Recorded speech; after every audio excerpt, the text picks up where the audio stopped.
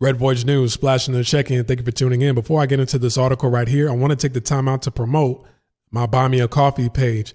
Link is in the description box below. As soon as you click the link, you'll be directed to this page right here. And if you've been saying, hey, Splash, I really want to support the channel. I really want to help this channel grow. I want to contribute to this channel. Much appreciated. You can click the link in the description box. You'll be directed to this page. And you can come right over here and quote unquote, buy me a coffee. All right. You buy one coffee, it's $5. That's the minimum amount that you can contribute to the channel. All right. If you want to donate more, feel free to do so. Okay. If you're curious to know how foreigners are treated abroad in Asia, Canada, South America, Europe, Africa, if you want to know what life is really like traveling and living abroad, you could become a member. All right. It's $8 a month if you sign up. But if you say, Splash, I don't want to sign up. I don't want to become a member. I just want to contribute by sending you this, quick donation, show you my support. Hey, much appreciated. All right. So let's get into this article right here. Missing teacher Alice Hodgkinson found dead in Japan. Now, in the article, it doesn't say the cause of death. It doesn't say that, there was foul play when they found her body. They kind of sort of allude as to what happened to her when they found her body. I just want to say this. I'm not saying that this was a cause of death. I don't want to put this out there. Okay. But this is just a speculation. Okay. I'm not saying this is how she lost her life, but I've been living in Asia for 7 years. All right. I'm in Taiwan right now. I visited pretty much every Asian country that I've wanted to visit out here. I've lived in several different countries in Asia. I will say this. Suicide is a topic that comes up quite often out here. And you see it amongst children that are as young as like 11, 12 years old committing suicide. I've been at language centers where the assistants had to rush a girl and take a knife or scissors out of her hands so that she would not kill herself in front of her classmates. And we're talking 11 years old. Okay. I know for the longest, the country in Asia with the number one suicide rate was South Korea. And I think Japan came in second. All right. And the majority of people that are committing suicide are Asians. Now, this week alone, I've seen 5 different stories come out this week alone on foreigners committing suicide. 4 of them were in Thailand. And that's a totally different video in itself. All right. This one right here, it's not saying what the cause of death was. They're not saying it's a homicide. They're not saying it's an overdose. They're not saying it's a suicide, but they're alluding that it may or may not be a suicide. Okay. Because this is how they found her. All right. She's 28 years old. Her supervisor at the language center that she taught, or at a school that she taught, said that, okay, she didn't show up to work on July 1st. Now, why would he send the police over to her apartment, when she didn't show up for work? Well, number one, he may just have genuine concern for his employee. She's not answering. He hasn't heard from her. It's not like her. All right. Number 2, he might be the co-signer for her apartment, because for foreigners, it's extremely difficult to find housing in Japan, because I think like 95% of the landlords, homeowners, and agencies, housing agencies in Japan, they don't want to rent to foreigners, especially if they're single. Okay. If you're married, then okay, we'll speak to the wife, we'll speak to the husband, and if you're a foreigner, cool, whatever. But if you're single, a lot of times they just ask the company to co-sign for their apartment. They ask the company for help, or the company might have an apartment for foreigners for them to live in that's right next to the school. So he's saying to himself, okay, she didn't show up for work on the 1st, and, payday might be the 5th, it might be the 10th. These language centers, they never pay you on the 1st.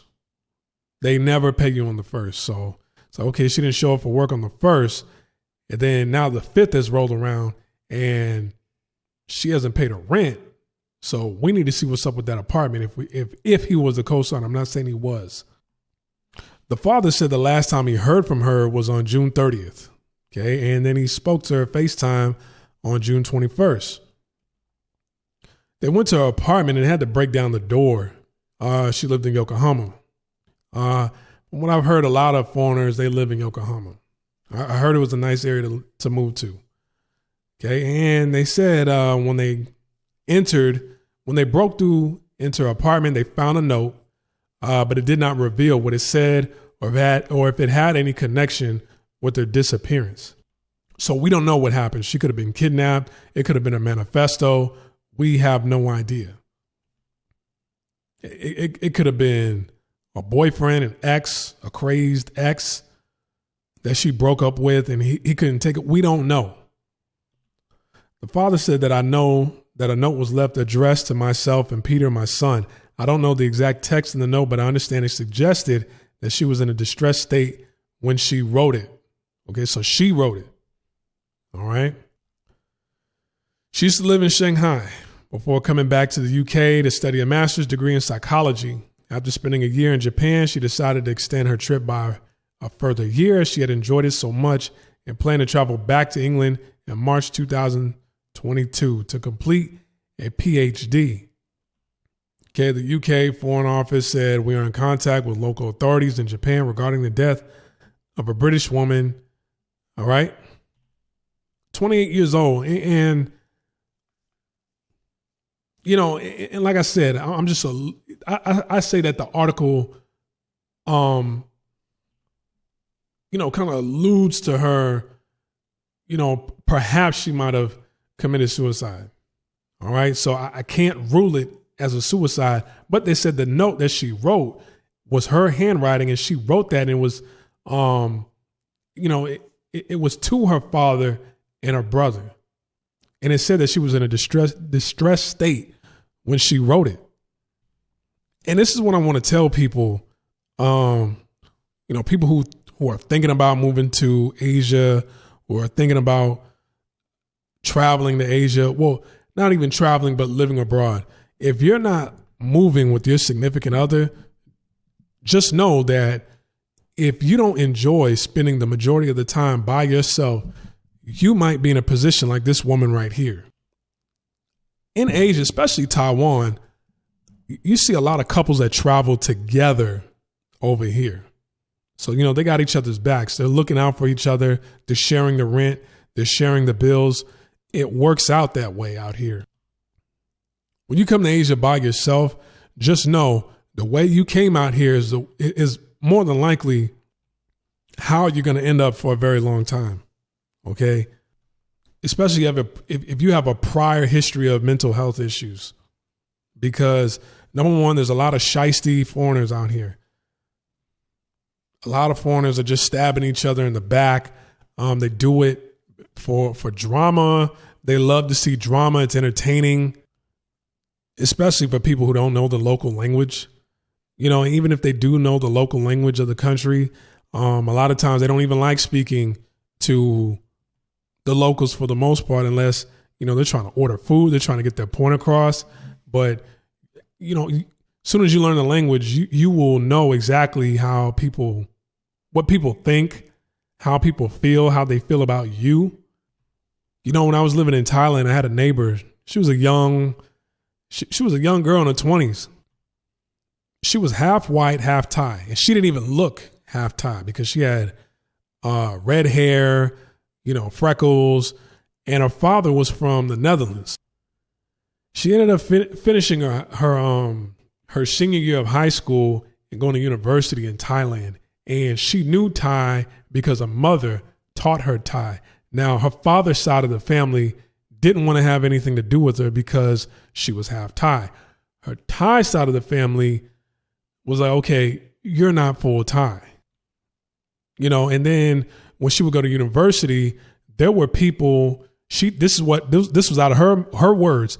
She said there were people who that would hang out with her simply because she was white and they thought she had a lot of money.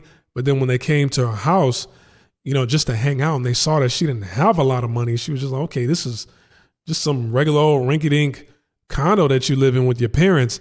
They didn't want to be her friends anymore. So she really didn't have too many friends going to high school and university in Thailand. And she spoke Thai. She knew Thai. She could understand Thai. And when I tell you that from where we lived at to the train station, it was literally like, a 5-minute walk, if that.